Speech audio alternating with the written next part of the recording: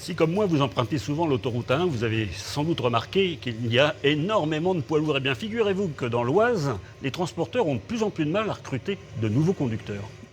Joël Mouton dirige TPS, une entreprise de transport installée à Rantigny, près de Creil.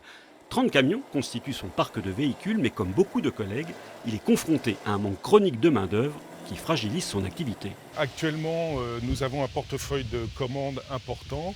Si j'avais 5 matériels supplémentaires, je pourrais honorer largement ces commandes. Malheureusement, j'ai possibilité d'acheter du matériel, mais nous n'avons pas de personnel à mettre dans les véhicules.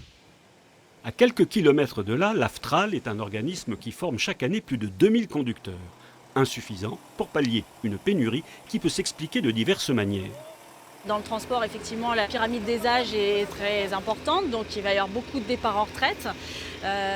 Après, c'est vrai qu'il faut vraiment revaloriser le métier du transport. C'est vrai que le métier du transport avant était un métier pénible. Là, maintenant, il y a quand même eu beaucoup d'efforts de fait. Si, pour le court terme, la situation est délicate, tout espoir n'est pas perdu. Une nouvelle génération semble prête à prendre la relève, comme Arthur, 15 ans, fils de routier qui passe son CAP de conducteur. Le camion, c'est une passion ? Oui, vraiment, ouais. Je conduis ça depuis que j'ai 8 ans. 8 ans, et puis ouais, ça me passionne. Et voilà, c'est grâce à mon père aussi. Et puis, la profession se féminise, ce qui ouvre des perspectives. Justine a même de l'ambition.